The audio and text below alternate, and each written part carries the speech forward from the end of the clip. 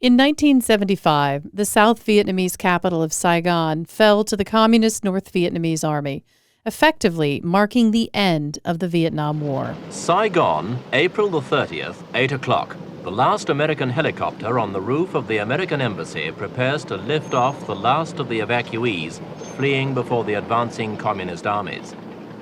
The people here were herded into groups. All they could take was hand luggage. 50 at a time, they took off for the carriers waiting in the South China Sea. These TV news clips captured the mood during the fall of Saigon.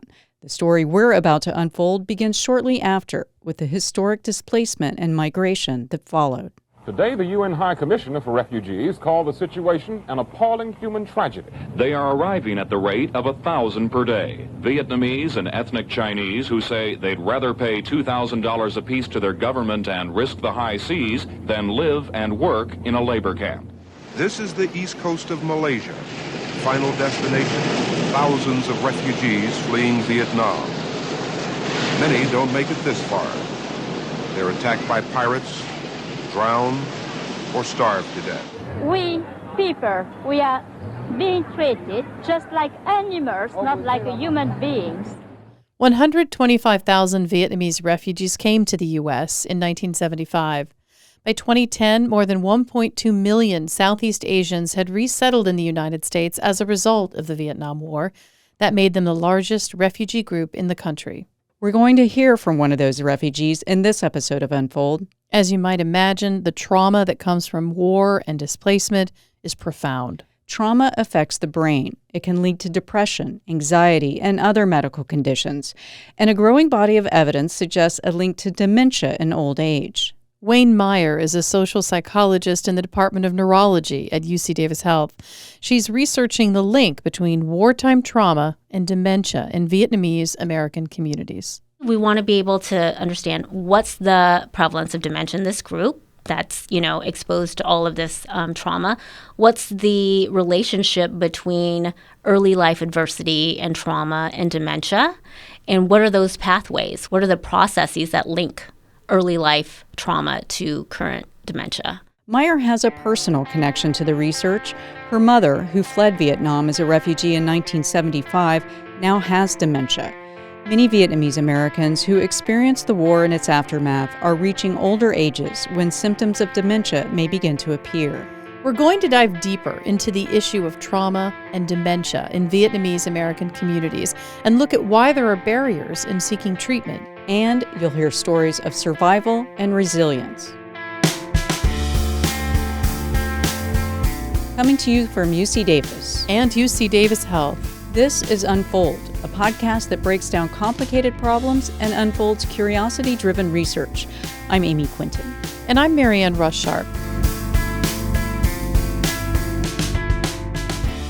Those historic news clips about the Vietnamese refugees who fled their country after the war were very powerful. Yeah, and I remember some of those stories too. Really? Yeah, while I was a child when Saigon fell, I remember hearing about the Vietnamese boat people.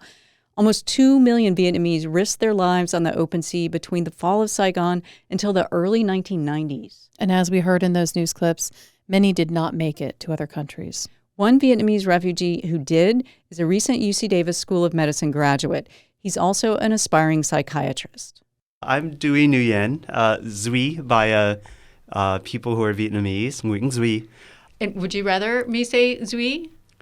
No, I like Duy. You like Duy? Yeah. Duy is, I feel, a fun name. Okay. So I've always enjoyed it. That's great. Duy was born in Ho Chi Minh City, formerly Saigon, in 1976. He says his memories of his time there are spotty, but he does remember that it was a constant struggle. Because after the war, the economy collapsed, and so money and getting food on the table was on everybody's mind. I remember always the conversation is, if we had meat, that was a special occasion. But it was such that doctors starved. That was kind of one of the mottos. And so many parents, even though they didn't face immediate persecution, felt that their children had no future. When she was just 18, Duy's mother tried to escape the country but failed. Over the next several years, she would try 6 more times. And this is on the tail of us having lost 2 people to the escape, my uncle and my aunt. My uncle was imprisoned and died in prison. My aunt was on the boat, and her boat capsized and she drowned. Dewey would join his mother on her 7th attempt at escape in 1983. Smugglers led them, along with Dewey's other aunt and dozens of others, to a boat just offshore. Dewey, then just 5 years old, says mostly he remembers darkness. It's pitch black, where you could not see your hands.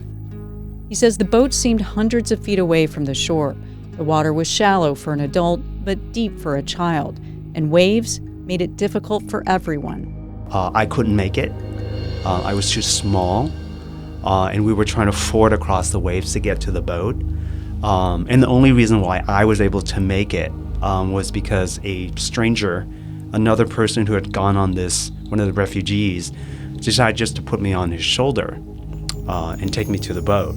Later, he realized that the darkness may have kept his family together. When I got on, my mother said, later she and my aunt were able to reach the boat, but they were too weak to pull themselves up. Right, so they would have been left behind because the boat was leaving.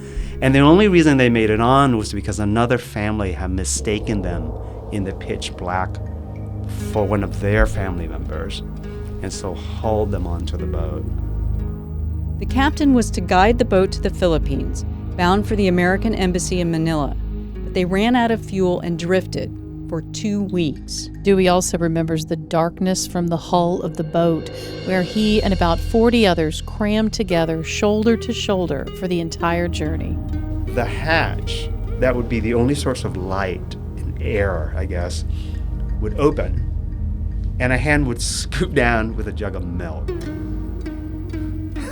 And all the kids would be like, "Give me the milk!" They would scramble to get to the most strategic spot so you would get the most amount of milk that would be poured into your mouth. Eventually, they drifted onto the shores of Malaysia, just like the refugees we heard about in the news clips. I remember that very well because we were hauled into Malaysia, by gunshots. I just remember waking up one morning, in the hull of this boat, hearing gunshots. And, peeking over, and there were Malaysian Coast Guards kind of shooting at us and saying, "You better come in or we're going to shoot you down."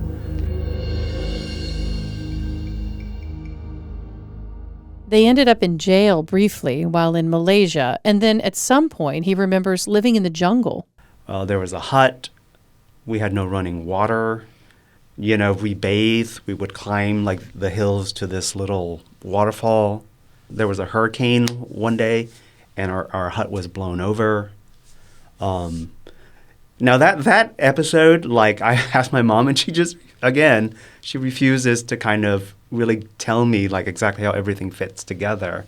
That she would just say, "Oh God, that time," and she would just kind of stop talking about it. Dewey says they would eventually board a boat and make it to the Philippines, where they would spend time in a refugee camp before resettling in the U.S. He apologizes for not remembering more of the year it took them to finally reach the States. I'm sorry that it's so spotty, my that's narration to you, understandable. because also the adults in my family kind of refuse to talk about it. Why? It's painful. It's very painful for them. Unlike me, because I was young, they lost a whole way of life, right? I mean, that's one huge loss, but then to go on this 1 year life and death struggle in the elements is another crazy trauma. The trauma, unfortunately, doesn't end there. For refugees, it's followed by the trauma of adjusting to a new country, a new way of life, and a new language. Dewey is open to talking about his experience as a refugee, but he thinks most Vietnamese refugees, like his mother, are not. What's the first thing that people do when they're hurt so terribly? They deny it. And that's just an indication that it was so damaging that they don't know how to deal with it. And that leads to worse consequences. That leads to PTSD, it leads to psychosis, it can lead to violence towards others. Duy says it helps him to tell his story. He believes if he doesn't process the trauma, it will get worse as he ages.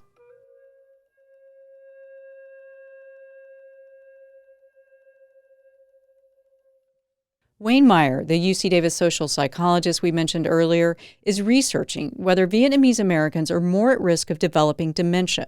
Her interest in studying this connection began several years ago while researching the health of caregivers. And then when I started interviewing Vietnamese caregivers who were taking care of family members with dementia, just sort of out of, spontaneous conversations, they started reliving some of this trauma that either they had faced or their loved ones who they were caring for had faced. Around the same time, her mother, a Vietnamese refugee, started showing signs of dementia. She started repeating the same questions over and over, telling the same stories over and over. During the early stages of dementia, long-term memories are still present. For Meyer's mom, those memories were from her time growing up in northern Vietnam. Meyer says her mother, when she was still cognitively healthy, told her stories about having to find a safe place away from constant bombing. She always had to run underground to hide, and her family and her classmates, and so she always would tell us stories about getting hurt. And in fact, at one point, she had run underground, and there was something like a stick or some sort of wire that she ran into, and it hit her the inside of her eye, and she actually has a scar from that time. Meyer's mother had to be vigilant in Vietnam. And Meyer says it's not unusual for people experiencing dementia to relive moments from decades earlier. Part of the earlier signs for her were just these extreme bouts of paranoia about communist soldiers wanting to come into our home and hurt her, and she's always pulling the blinds shut and just very paranoid. And so it made me think about just those traumatic experiences that she grew up with in Vietnam, throughout the wars, and then coming to the U.S. She's embarking on an investigation to track the cognitive health of more than 500 aging Vietnamese Americans in Northern California. And we'll follow them for several years to look at their prevalence, as well as whether or not those who experience early life trauma and adversity, whether it was in Vietnam or in the process of coming to the U.S., whether those experiences are related to their cognition now. Researchers have not yet studied dementia in the Vietnamese American population here, which is surprising given that California is home to nearly 40% of the 1.4 million Vietnamese immigrants now in the country. Meyer says refugees are disproportionately affected by health and mental health disparities. She wants to change that, but it's not an easy community to study. There really are not a lot of culturally and linguistically appropriate testing materials and assessments or staff, who can address the needs of this population. But just as Duy suggested, there is also a reluctance within the Vietnamese American community to talk about these health issues. Yeah, there's certainly, I think, a stigma, not only just with trauma, but with mental health and dementia. But I think what we're finding is that when we, as researchers and staff, really make an effort to care about these stories, that people actually are willing to share them. And she says it's important they share, not just for their own mental health, but also for what their stories can teach us. There's so much to learn from this group about not only risk factors, but resilience. So we know that a lot of them face these challenging circumstances, but not all go on to develop health problems or cognitive impairment. So we can look at what are the factors that might help them to be resilient against, poor health. Understanding those factors could also provide guidance to help other war refugees, like Ukrainians and Afghans who are relocating to the U.S. Many refugees, like Duy Nguyen and his mother, have had to overcome adversity, even once they made it to the U.S. Dewey wants people to see the refugee story as one of resilience. I hope one of the main messages I can tell people, if you want to help a refugee, besides just helping them with basic necessities, one of the things is to see them through the lens of resilience and not of tragedy. And I ask that people who look at refugees to not see us as others, but to see us as you. And Oanh Meyer says she hopes her study is the first of many to engage a group that's typically excluded from research, to help us understand the connection between trauma and dementia. And to help us all understand each other. You can learn more about Oanh Meyer's research on our webpage and listen to previous episodes at ucdavis.edu/unfold. I'm Marianne Rush Sharp. And I'm Amy Quinton. Thanks for listening.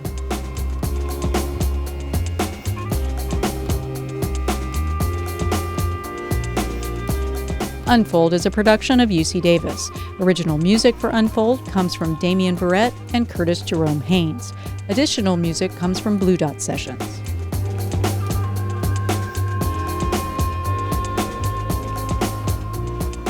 If you like this podcast, check out UC Davis's other podcast, The Backdrop. It's a monthly interview program featuring conversations with UC Davis scholars and researchers working in the social sciences, humanities, arts, and culture. Hosted by public radio veteran Soterius Johnson, the conversations feature new work and expertise on a trending topic in the news. Subscribe wherever you get your podcasts.